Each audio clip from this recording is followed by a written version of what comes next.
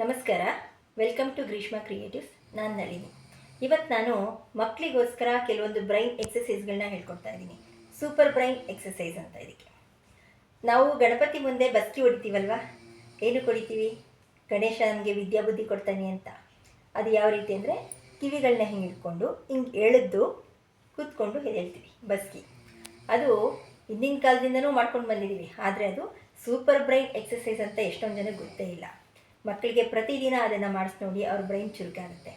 ಅದಾದಮೇಲೆ ನಾವು ಮಂಗಳಾರತಿ ಮಾಡ್ತೀವಲ್ಲ, ಮಕ್ಳ ಕೈಲಿ ಮಾಡೋಕ್ಕಾಗಲ್ಲ. ಮಂಗಳಾರತಿ ಗಂಟೆ ಬಾರಿಸಿ ಮಂಗಳಾರತಿ ಮಾಡೋದು ಮಕ್ಳ ಕೈಲಿ ಸಾಧ್ಯ ಇಲ್ಲ. ಈ ರೀತಿ ಮಾಡೋದ್ರಿಂದ ಅವರು ಮಕ್ಕಳು ಹೀಗೆ ಮಾಡ್ತಾರೆ. ಆದರೆ ನಾವು ಈ ರೀತಿ ಮಾಡೋದನ್ನು ಅವ್ರು ಯಾವತ್ತು ಈ ರೀತಿ ನೀಟಾಗಿ ಹಿಂಗೆ ಮಾಡೋದನ್ನ ಕಲಿತಾರೋ ಅವತ್ತು ಅವ್ರ ಬ್ರೈನ್ ಆ್ಯಕ್ಟಿವೇಟ್ ಆಗುತ್ತೆ ಅಂತ ಅರ್ಥ. ಅವ್ರ ಬ್ರೈನು ಒಂದು ಕಾನ್ಸ್ಟೆಂಟಾಗಿ ಒಂದು ಯಾವುದಾದ್ರೂ ಒಂದು ವಿಷಯದ ಬಗ್ಗೆ ಸ್ಥಿರವಾಗಿ ಯೋಚನೆ ಮಾಡೋ ಕೆಪಾಸಿಟಿ ಬಂದಿದೆ ಅಂತ ಅರ್ಥ. ಅದ್ರ ಜೊತೆಗೆ ಇನ್ನೂ ಕೆಲವೊಂದು ಎಕ್ಸಸೈಸ್ಗಳಿದ್ದಾವೆ. ಈ ರೀತಿ ಗೊತ್ತಿರುತ್ತೆ ಎಷ್ಟೊಂದು ಜನಕ್ಕೆ, ಆದರೆ ಮಕ್ಕಳ ಕೈಲಿ ಮಾಡೋದಕ್ಕಾಗಲ್ಲ. ಮಕ್ಕಳಿಗೆ ಮಾಡಿಸೋ ಪ್ರಯತ್ನ ಮಾಡಿ. ಇದು ಮಾಡ್ತಾ ಮಾಡ್ತಾ ಸ್ಪೀಡ್ ಆಗಬೇಕು. ಆಮೇಲೆ ಇದೊಂದು ಮಾಡ್ತಾ ಮಾಡ್ತಾ ಸ್ಪೀಡ್ ಆಗಬೇಕು. ಇದೊಂದು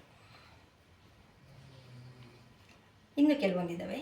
ಹೀಗೆ ಒಂದು ಬೆರಳನ್ನ ಹಿಂಗೆ ತೋರು ಬೆರಳು ಹಿಂಗೆ ಇಟ್ಕೋಬೇಕು, ಇದನ್ನು ಹಿಂಗೆ ಇಟ್ಕೋಬೇಕು. ಆಮೇಲೆ ಇದು ಹಿಂಗೆ ಚೇಂಜ್ ಆಗ್ತಾ ಇರಬೇಕು. ಇದೊಂದು. ಅದಾದಮೇಲೆ ಇದು.